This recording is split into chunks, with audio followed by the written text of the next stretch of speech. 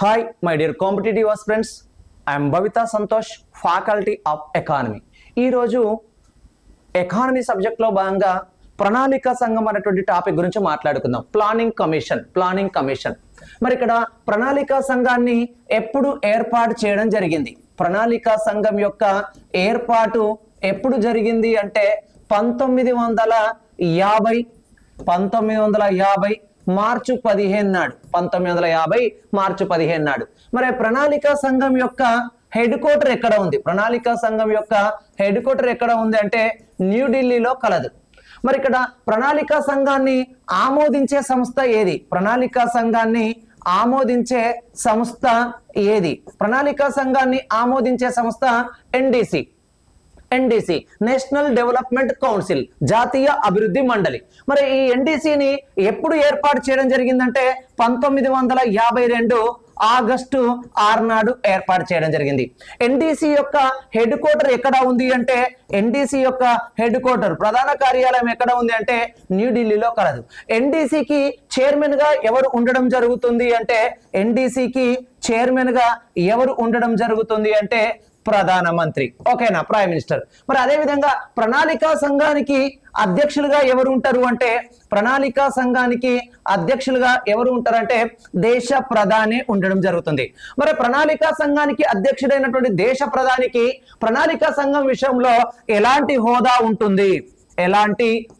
ఉంటుంది అంటే ఇక్కడ ఎక్స్ అఫీషియో చైర్మన్ హోదా ఉండడం జరుగుతుంది. మరి ఎలాంటి అధికారాలు ఉంటాయి? ప్రణాళిక సంఘం విషయంలో దేశ ప్రధానికి ఉండేటువంటి అధికారాలు ఏంటివి? నామమాత్రపు అధికారాల, వాస్తవ అధికారాలంటే కేవలం నామమాత్రపు అధికారాలు మాత్రమే ఉంటాయి. మరి ప్రణాళిక సంఘానికి అధ్యక్షుడైనటువంటి ప్రధానమంత్రి ఎవరిని ఎంపిక చేస్తారంటే ప్రణాళిక సంఘానికి ఒక ఉపాధ్యక్షుడిని ఎంపిక చేయడం జరుగుతుంది. అంటే ఒక డిప్యూటీ చైర్మన్ ను అపాయింట్ చేయడం జరుగుతుంది. మరి ఆ ఉపాధ్యక్షుడికి ఎలాంటి హోదా ఉంటుంది? ప్రణాళిక సంఘం విషయంలో ఉపాధ్యక్షుడిగా ఎంపికైనటువంటి పర్సన్ కు ఉండేటువంటి హోదా ఏంటిదంటే కేంద్ర క్యాబినెట్ హోదా. ఏ హోదానైనా కేంద్ర క్యాబినెట్ హోదా. మరి ప్రణాళిక సంఘం విషయంలో ఎంపికైనటువంటి డిప్యూటీ చైర్మన్ కలిగి ఉండేటువంటి అధికారాలు ఏంటివి అంటే ఇక్కడ వాస్తవ అధికారాలు. ఇక్కడ ప్రధానమంత్రికి ఏమో నామమాత్రపు అధికారాలు ఉంటాయి.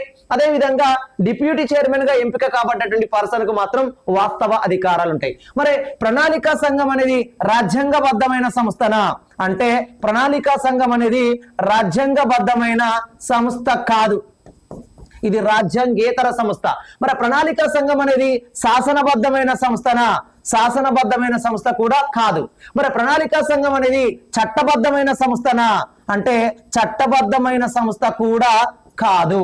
ప్రణాళిక సంఘం రాజ్యాంగబద్ధమైన సంస్థ కాదు, అదేవిధంగా శాసనబద్ధమైన సంస్థ కాదు, చట్టబద్ధమైన సంస్థ కాదు. మరి ఇది ఏంటిది అంటే ప్రణాళిక సంఘం అనేది కేంద్ర ప్రభుత్వానికి ఒక అడ్వైజరీ బోర్డు లాగా అంటే సలహా సంఘం లాగా మాత్రమే పనిచేస్తారు. అంటే ప్రణాళిక సంఘం అనేది ఇక్కడ కేంద్ర ప్రభుత్వం ఎవరైతే ఉంటారో, సెంట్రల్ గవర్నమెంట్ లో ఎవరైతే ఉంటారో వాళ్ళకి ఒక అడ్వైజరీ